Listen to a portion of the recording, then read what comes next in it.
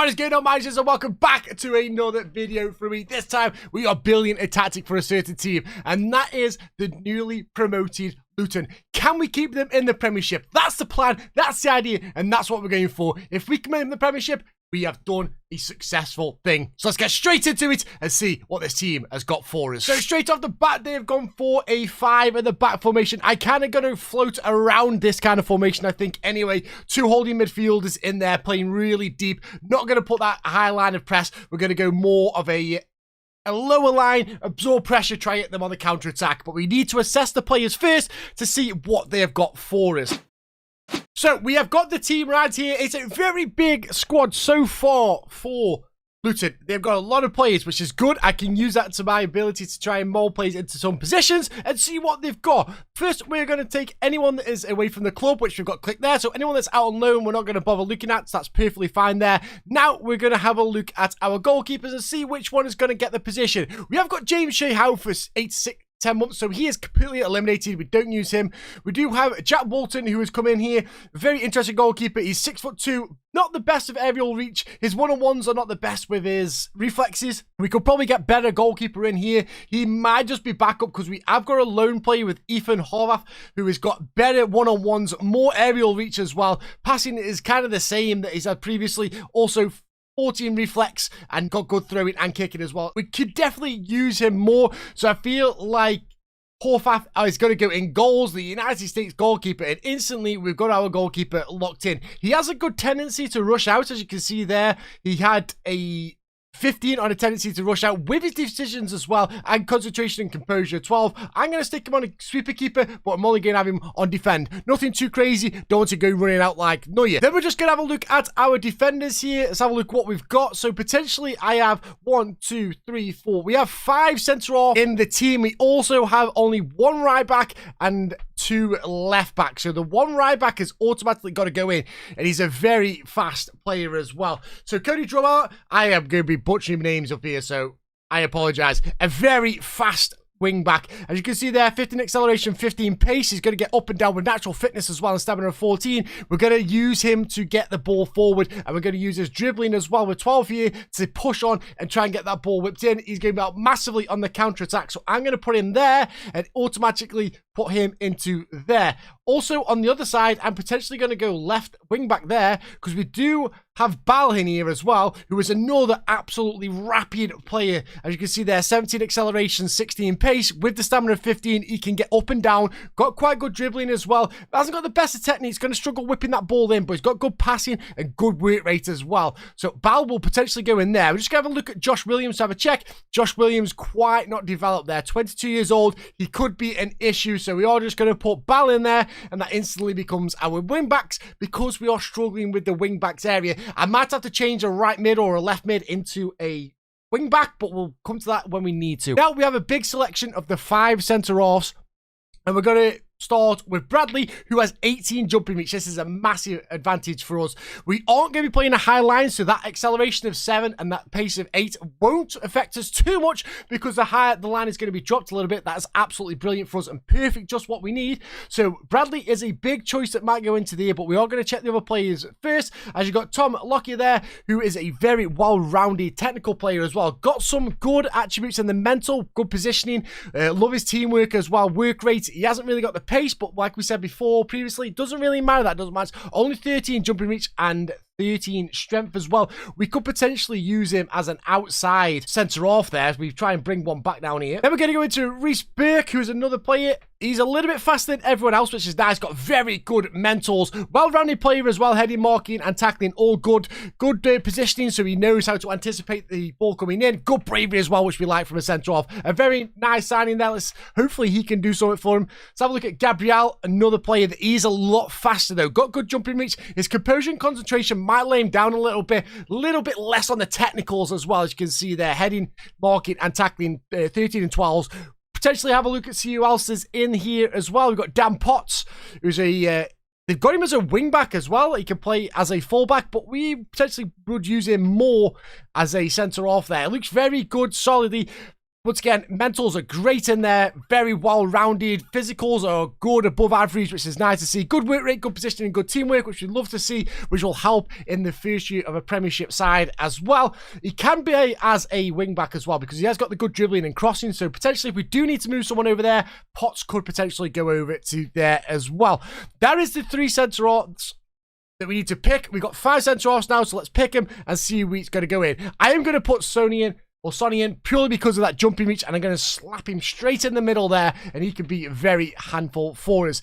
Then I'm going to go in for Mr. Tom. I think Tom could be phenomenal as well. Very good, well-rounded player. As you can see there, his positioning, work rate, teamwork is all good. His tackling's brilliant as well. Doesn't have the most pace, but he can do a good job on the wing there, especially with Bal covering him on that left-hand side, up and down. Bal's going to be phenomenal and help out Potts massively there for us. Last but not least, I'm going to go Reece Burke in there for the final player in that wing-back position. Great first touch as well, which is going to help if the ball comes down, and also if we're going to be passing out the back, potentially that will help us out massively as well. 13 heading, 13 marking, and 14 tackling is great to see, and his attributes mentally are phenomenal. I love his bravery. I love his positioning. Work rate's just about getting up there. Teamwork's good as well. Strength 14. So Reece Burke does get into the squad. And already I have solidified my defense here, which is great to see, and I love to see that from it as well. So we're going to work on that now and build around this and see what we can do. So now we look at our midfielders. We've got plenty of them as well. We've got a wide choice of selection here, so we're going to go centre so we can get a few players out of the way there. As you can see, we have got quite a few centre midfielders, so I feel like this formation might rock a little bit better than the other ones, but I am going to go a little bit more defensive and go for 2 solid players there that just lock in. One's going to be a DM and the other one is going to be a volante, so they can push forward and help out, but that's what we're going to go for. Let's have a look who we've got in these teams as well to see what players can be in there. And obviously we've got Marvelous here, is by name and also by nature phenomenal mental attributes there. He is absolutely brilliant. Then you do have the pace of him, which is good. Good strength and good stamina. He's going to be a workhorse that can get around the field, and he can also tackle really well whilst also passing the ball with that 13 passing, and the 13 vision is going to be phenomenal for it. He can dribble with the ball. He is going to be our volante. I know it says a ball-winning midfielder, but if you put on the volante there, he's got pretty much a lot of stuff apart from the long shots and the finishing. Everything else is brilliant and what I want to see from a volante. So already for anyone, he is going to go straight in and be our volante. Now we also have Jordan Clark in here, who's another well-rounded player, very mentally stable as well. As you can see, teamwork, work rate, what we love to see when we're newly promoted side. Work rate, teamwork, and determination is great things you want to see with a team newly promoted to the Premiership, especially a side like Luton. No offense to Luton, but they are going to be a lot of people's favourites to go down. So work rate and just showing that teamwork and being together and locked in and gelling well is going to help them massively. So there's a big shout that Jordan could come into there, but we're going to have a look at who else is around. Alan Campbell, another mentally. Look at that work rate, teamwork, bravery, determination, aggression. Absolutely phenomenal. Hasn't got the best pace there. But does he really need it? When you can slot him in as a DM, hold up that ball, try and win the ball back, and get to spread it out, he could become our new DM. So we're going to have a look still. And Pandu has unfortunately been injured for a couple of weeks, so he is out. But once again, teamwork, work rate, phenomenal. Determination's great. He can slot in. There could be like a distance of changing these around. One thing that I don't like about him is he runs with the ball. If I'm playing him as a DM, I don't want him getting a little bit lost. He has got good pace and good work rate to track back. He just might get a little bit too far carried away. He's got good dribbling of 14, so he could actually become the volante with Marvelous as well, and they could rotate that around. Might just put him as a volante. Don't want him as a DM though. Henry Lansby, a very experienced player in the Luton side. He's been in the Premiership many times and he's had many experiences and many matches in the Premiership. A very, like I say, well-rounded player yet again. You could potentially use him as the DM there. Just stick him at the back. Can put a tackle in, can get things. He might be injured a little bit. He's getting on at the age of 31. They have got him listed in real life. So potentially we can just like sell him on, make some money. But if we're going with just the players that we are, no transfers, potentially Henry Lansby could come into that team, but he might be rotation. Luke Berry is another player, well-rounded, absolutely. You're going to hear well-rounded a lot because they do have some very well-rounded players. That's why they got promoted. Their teamwork and work rate is another thing that you're going to hear a lot of repetition of me saying. It's what I'm looking for, and these are brilliant stuff to see. Now, Luke Berry is a very good player. I don't know if we will play him though, because we have got better options, but he is a good player for any championship side that's looking to bring in a player for 850k. Highly recommend them looking at him. And Luke Freeman, another absolute worldie. They actually got him on a free as well this season, so they are using him. He can be used on the wing as well, so he's a very versatile player. Probably not going to fit into my team as a centre mid, and more of an attacking midfielder for sure. He's got good passing, good technique, good work rate, good vision. All the things that I want to see from a player that's going to be an advanced player, not a holding player. So potentially we don't use him as a holding player, we just play him on the wing or as an AM. So for me, it looks like it's going to be Bovis is going to be playing there as well. And then Alan Campbell is going to be our DM for the time being. He looks brilliant. He is only 23 as well. So he's got time to improve. So the more he's going to play, the better he will be. So we're going to put Alan Campbell in there as well. So we're going to have a look at some of the attacking players now that are going to slot into this AM role. We have seen a few of them. Like you say, Jordan Clark was in there. We did check him before. Elliot Thorpe is not really there. Henry Lansbury we talked about. Luke Barry. Then we also have Luke Freeman. But here is a new one, is Woodrow. And Woodrow is an absolute brilliant player. He's just, his work rate just lacks. But in that AM role, I don't really mind. He is more favoured as a striker. With that 6 foot stance, he does shoot from distance, argues officials, and comes deep to get the ball. Likes to play the ball into his feet. Now, if we played him as an AM and he drops back, he's going to link up with them DMs to try and get that ball and move up the field a little bit smoother and not go for that hoofball all the time. So maybe Woodrow converting into an AM, comes back, collects the ball, and moves with the ball. Could be a very strong attribute to have and a trait to have to help out with the whole team. So I'm going to try Woodrow in that AM position and just see how that does for them for the time being. So now we get down to our strikers, and we have 3 strikers right now. We get Admiral, who is a striker. He's normally played as an inverted winger, but we're not playing him there. We're going to look at strikers. He only has 10 jumping reach, which is a little bit scary for me. Off the ball is 10 as well.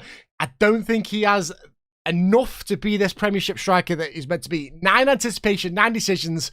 It really worries me that he might not be the player for them that they need. So we're going to have a look at Colton Morris, who's a little bit more rounded, as you can see there. A lot better off the ball, a lot better work rate. Finishing's good as well. First touch is good. Knows where to be, knows how to score a goal. I think he will be perfect for us. And then also we have Elijah as well. A very good jumping reach as well. Going to be that muscle up there. 6'3". We're going to put him in. He's going to be kind of our complete forward. Try and win that ball down. Got great heading as well with his jumping reach, and his strength is there. He's going to kind of muscle up players. Actually, I'm going to change it to a target forward for him. So I'm going to put him in there, and he's going to be our target forward on attack. And then we're going to put Morris in there as well as our striker. Now, that is what I'm going to rock with and what we're going to go with. And then we're going to change a few stuff to like get the mentality and also the instructions to see how we do with them. I am going to stay on balance for the time being. I would potentially go to cautious, but at the minute, I'm just going to stay on a little bit of balanced. I am going to play a very highest tempo to try and get the ball moved forward out of our way, because I feel like a lot of teams are going to be pushing on us and dropping back. So I want the ball out as soon as possible. So a faster tempo is going to get the more decisions to move faster and just not dwell on the ball enough. We're going to run in defenders as well, purely because the wing back and the left backs are very good. I want them on the ball and I want them running down the field. That's what they can do best, and that's what I'm going to opt for. So that's what we're going to stick with at the minute. In transition, we're going to counter and counter press. I want to get the ball up straight away and just try and get them on the counter attack, because that's how we're going to do. Just absorb pressure and just really hit them on the break when they are. We want them to push forward and create gaps everywhere so we can push them and create gaps. We are going to take short kicks, but we're not going to distribute to anyone. I'm going to let the goalkeeper choose that for us. We are also using a higher press, but a standard block. That's all I want from him. Nothing more, nothing less. Get stuck in to try and win that ball back, and that's pretty much what we're going to do there. As you can see, the higher line is trying to get the ball back off him, but also we're not going to sit too far back, purely because we don't want them to open up spaces from us. We've got a lot of players there that are going to be locked in. So what I need to do is just try and calm them down, get the ball from the pressure, and push forward whenever we can. And that's pretty much just a simplistic tactic that we're going to use to try and stop the play, concede as least goals as possible, and then try and hit anyone else on the counter attack. Right, so with this side, we are going to run. It is going to be a sim, just so you know, guys. So we're going to holiday through to the end of the season. Hopefully, we can get that. When I do holiday through, I make sure it is set to use this tactic and use the players that I'll put in here. So I am using the same things that you see that I've done here. So it is going to be a sim. So let's get to the end of the season and let's see how we get on with this tactic. Hopefully we can survive with Luton, and that'll be how we build a tactic with Luton. I have gone through a season. We have simmed the season through with this tactic to see how it does. And if you can see at the top there, we actually managed to finish 16th in the league. So we have survived with Luton. First season, no Premiership signings, no money, no nothing like that. We actually survived. Notts Forest went down, Burnley went down, and Sheffield United went down. To be honest, it was a very poor season all in all. As you can see there, Chelsea and Newcastle and Tottenham all finished outside of European football as well. Liverpool taking the top spot with Man City, Arsenal and Man United. West Ham getting Europe with Brighton as well. But we did manage to get 8 wins, and you'd be surprised that we got a 2-0 win against Manchester United. So we kind of beat the teams that we needed to. Beat Spurs, beat Newcastle, then we beat Fulham, Wolves, Bournemouth, Sheffield United and Burnley. We got some big draws as well. Drawing against Tottenham on an away game. We actually drew 2-2 with Liverpool. Drew 0-0 with Chelsea as well. So there's some big teams in there that we actually did get results off, which is quite good to see. If we go to the homepage, Elijah got us 15 goals. He was our top goal scorer. Not massive, but he was still good, and he was a very good player as well for us. We knew that jumping reach was going to come in a little bit clutch, and we knew he was going to be a bit of a handful in there. So him becoming that target forward really did help us out and managed to get a lot of goals for us. Also, Cody DeMar got his most assists. We knew he was going to be a threat as well. Down that wing, exploiting the left and right wings because we knew they were going to be our better players, the fastest players as well. Going to cause a lot of problem for defenders to try and stop and counter-attack there. So great to see that he became the top assist as well. We knew he was going to be a threat. Only problem is he was on loan. We did get a lot of yellow cards, though. We got 109 yellow cards. We did concede 74 goals, which is the 4th worst, which is not the best, and we only scored 37 all season. But that is how I would basically survive with Luton. And what that survival did, and what that meant is just surviving this one season, is it allowed us to have 83 million in the bank now on transfers to allow us to go and sign any player that we want. Well, not any more player, but to sign any player that wants to come to us with a good budget, and also have the wage budget because you can transfer somebody into there. So it's absolutely crucial to do whatever we could to survive in this league, and we absolutely did that with Luton. So guys, that is going to be the end of this video. Hope you liked it. If you did, please leave a like, hit the subscribe, helps me out massively. Let me know what team you want me to build a tactic for next and see if it can work for them. It'd be amazing if you can do that for me. Also, make sure you check out my live content live over at Twitch, www.twitch.tv/ticket147. Link is in the description, and also with my TikTok as well. Get over there and hit the follow buttons on that. It means the world to me. And most and foremost, guys, thank you for checking out my content. It means absolute world to me. I'll catch you all next time. Much love and bye-bye.